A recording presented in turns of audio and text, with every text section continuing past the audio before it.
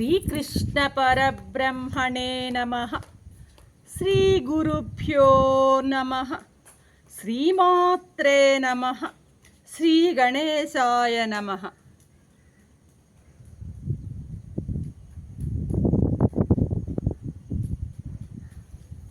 ప్రియాత్మ బంధువులారా, నిత్య జీవితంలో భగవద్గీత 403వ భాగం 16వ అధ్యాయం దైవాసుర సంపత్ విభాగ యోగం 2వ శ్లోకంలో మనం దైవీ గుణాల గురించి చెప్పుకుంటున్నాం. నిన్నటి ఎపిసోడ్లో దయ చెప్పుకున్నాం.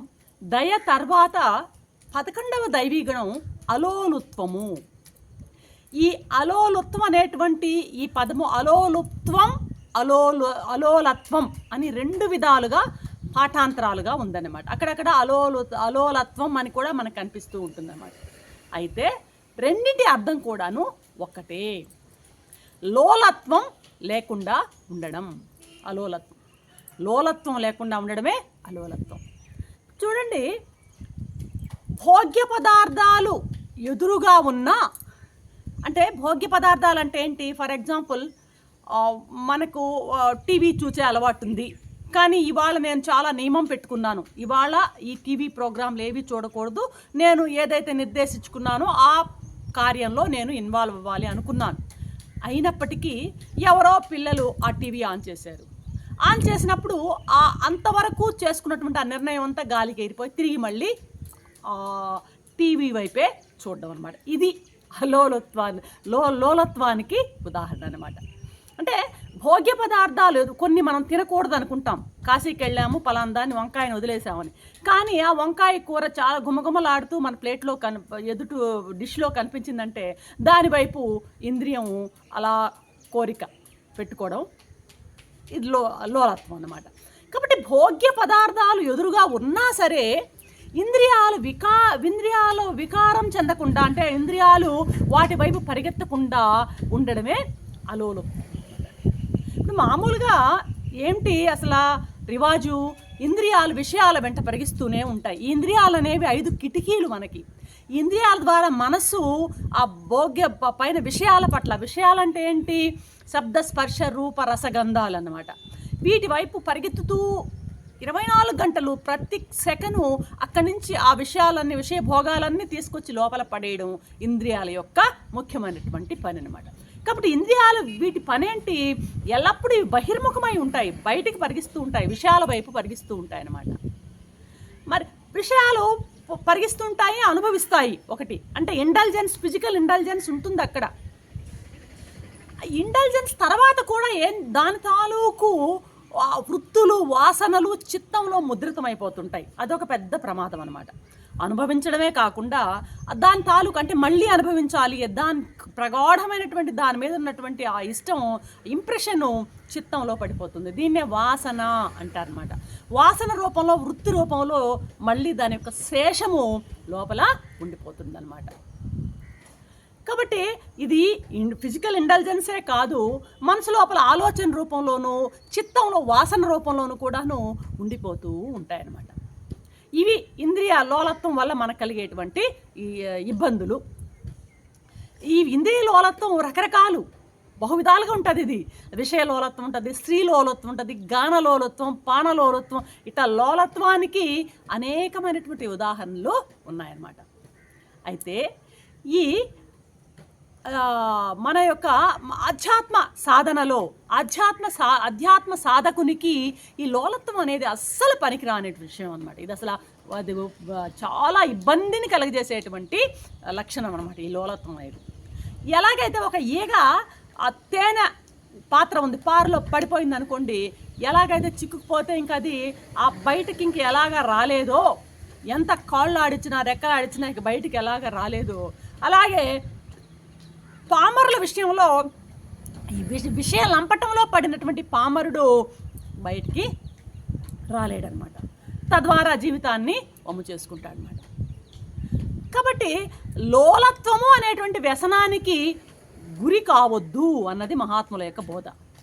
ఈ లోలత్వం అనేటువంటి వ్యసనానికి బానిసైనటువంటి సామ్రాజ్యాలే సర్వనాశనం అయిపోయాయి అటువంటి వ్యక్తుల వలన. గ్రీకులు, రోమనులు వీళ్ళ యొక్క సామ్రాజ్య పతనానికి లోలత్వే కారణమని చరిత్ర మనకి చెప్తుంటుందన్నమాట. భోగాలని అనుభవించాలి, అనుభవించకూడదు అన్నది ఏమీ లేదు. అనుభవించడం అవసరమే కావచ్చు, కానీ కుక్కలాగా అనుభవించవద్దు, ఏనుగులాగా అనుభవించమంటారు మహానుభావులు. బానిసవై కుక్కలాగా అనుభవించవద్దు, ప్రభువై అనుభవించు అన్నది మహాత్ముల యొక్క బోధ అన్నమాట. మామూలుగా జడభరతుడు వృత్తాంతం మనకు తెలుసు. జడభరతుడు ఏం చేశాడు, ఒక బాగా నిండు చూలాలైనటువంటి ఆ జింక పిల్లని ప్రసవించి ఆ పులి దాడి చేసింది. ఆ సమయంలో అది ప్రసవించి ఆ తల్లి మాతృమూర్తి చనిపోయింది. ఆ పాపని, ఆ చిన్న పిల్ల జింకను తెచ్చి దయా దయా అనేటువంటి ఆ లోలత్వంతో భరతుడు పాపం దాన్ని పెంచి పోషించి దాని మీద తీవ్రమైన మక్కువని పెంచుకుని చనిపోయి తిరిగి మళ్ళీ జింకగా పుట్టాడు. అంటే భరతుడు కాస్త జడభరతుడు అయిపోవడానికి లోలత్వమే కారణమని మన ఇతిహాసాలు చెప్తున్నాయన్నమాట. కాబట్టి ఈ పెద్దవాళ్ళు ఈ విషయ లోలత్వంతో ఎంతోమంది పెద్దవాళ్ళు పల్టీలు కొట్టినటువంటి సందర్భాలు ఎన్నో ఉన్నాయి. త్యాగరాజ కీర్తనలో ఆయన ఎంత వారలైనా కాంతాదాసులే అంటూ పాపం గుండెలు కదిలేటట్లుగా తుంబూరా మీటి మరి చెప్పాడు. అయ్యా, ఎంత వారైనా సరే, దీనికి ఒక వృత్తాంతం కూడా వ్యాసుడు తన యొక్క కథ కూడా మనకి మహాభారతంలో కనిపిస్తుంటుందన్నమాట. కాబట్టి ఈ విధంగా ఎంత పెద్దవారైనా సరే ఒక్కొక్కసారి ఈ విషలోలత్వం అనేది వాళ్ళని అధఃపాతాళానికి తీసుకెళ్తూ ఉంటుందన్నమాట. సంత్ కబీరు దోహాలో అంటాడు, ఠగని నయనా క్యా ఠమ కావే తెరే హాత్ కబీర్ నా ఆయే అంటాడనమాట. అంటే ఓయారి, కబీర్ నీ చేతిలో చిక్కేటువంటి బొమ్మ కాదు సుమా అంటాడు ఒక దోహలు. అంటే ఆయన కూడా ఈ లోలత్వాన్ని గురించి భయపడి తన్ను తాను ఆయన స్థిరీకరించుకున్నటువంటి వైనం అన్నమాట ఇది. కాబట్టి గీతా భక్తులైన వాళ్ళు, నాట్ ఓన్లీ గీతా భక్తులు ఎవరైనా సరే, ఈ విధాలైనటువంటి లోలత్వానికి స్వాధీనం కాకూడదు. మన మహాత్ములు శాస్త్రాలన్నీ కూడాను నొక్కి చెప్తున్నాయన్నమాట ఈ విషయాన్ని.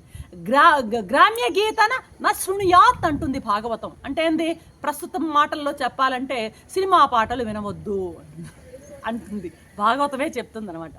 శివానంద స్వామి అయితే అసలు వార్తాపత్రికలు చదవద్దు అంటారు. నేనైతే చదవను, వార్తలు వినను. ఆయన అసలు వార్తాపత్రికలు అనేది మీరు చదవనే వద్దంటారు శివానంద మహర్షి. కాబట్టి మామూలుగా ఈ లోలత్వం అనేది పాశ్చాత్య దేశాల్లో బాగా ఎంత ఎక్కువగా ఉంటే అంత గొప్ప, కానీ భారతదేశంలో ఇది ఎంత తగ్గించుకుంటే అంత గొప్ప. మన మోటో ఏంటి, కౌపీనవంత కలుభాగ్యవంత అని మన భారతీయుల యొక్క ఆదర్శం అనమాట. ఎవరైతే ఈ ఈ విషయ భోగాలను బాగా తప్పించుకుంటాడో వాళ్ళే నిజమైనటువంటి భాగ్యవంతుడు అన్నది మన సిద్ధాంతం అనమాట. కాబట్టి బ్రతకడాన్ని, ఇప్పుడు మామూలుగా బ్రతకడానికి తినడం కాదు, బ్రతకడానికి తినాలి, తినడం కోసం బ్రతకడం కాదు అని మనం వింటుంటాం. Eat to live, not live to eat అనేది స్లోగన్ ఉంది మనకి. జీవించడం కోసము, బ్రతకడం కోసం తినాలి, కానీ తినడం కోసమే బ్రతకూడదు అన్నది. అలాగే బ్రతకడానికై జీవితం కోసమై భోగాలను అనుభవించాలి, కానీ భోగాల కోసం జీవితం కాకూడదు. ఇది గుర్తించి లోలత్వాన్ని దూరం చేసి అలోలత్వం అనేటువంటి దైవీ సంపదను మనం ఆర్జించాలన్నదే కృష్ణ పరమాత్మ యొక్క ఆశయం. ఇక్కడ మన మెడికల్లో ఎక్స్పర్ట్స్, డాక్టర్స్ కూడా చెప్తుంటారు, అతి సర్వత్రా వర్జయత్ బాబు, ఏది అతిగా చేయొద్దు, మితంగా తినండి, మితంగా నిద్రపోండి, మితంగా వ్యాయామం చేయండి, అన్నీ కూడా మితంగానే ఉండాలి, భోగాలన్నీ కూడా మితంగానే ఉండాలి అని మన ఆధునిక మెడికల్ ఎక్స్పర్ట్స్ కూడా చెప్పేటువంటి విషయం అన్నమాట. అలా లేనట్లయితే ఇంద్రియాలు ఆ విషయాల పట్ల పరిగెత్తడాన్ని మనం అదుపు చేయలేము. అలా అదుపు చేయలేకపోతే ఆ వ్యక్తి శారీరకంగానే కాదు, మానసికంగానే కాదు, అనారోగ్యవంతుడు అవుతాడు.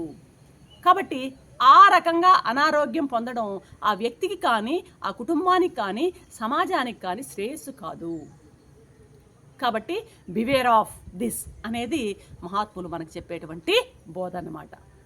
ఇక మన జీవితం అనేటువంటి యాత్రలో 4 గుర్రాలు ఉన్నాయి: కామం, క్రోధం, లోభం, మోహం అనేటువంటి. ఈ గుర్రాల యొక్క కళ్ళాలను బిగించి వాటిని మన కంట్రోల్లో ఉంచుకున్నప్పుడే మన జీవితం అనేటువంటి గమ్యం సజావుగా సాగిపోతుంది. అలోలిత్వాన్ని ఎవడైతే బాగా శీలిస్తాడో వాడు ఈ 4 గుర్రాల మీద పట్టుని కలిగి ఉంటాడు. అంటే కామం, క్రోధం, లోభం, మోహాలు 4ంటిని కూడా కంట్రోల్ చేయాలి అంటే అలోలత్వం అనేటువంటి ఈ గుణాన్ని, దైవీ గుణాన్ని పెంచుకోవాల్సిన అవసరం ఎంతైనా ఉంది. స్వామి రేపటి ఎపిసోడ్లో ఏ దైవీ గుణాన్ని గురించి చెప్తారో చూద్దాం. అంతవరకు సెలవు. సర్వం శ్రీకృష్ణ చరణారవిందార్పణం.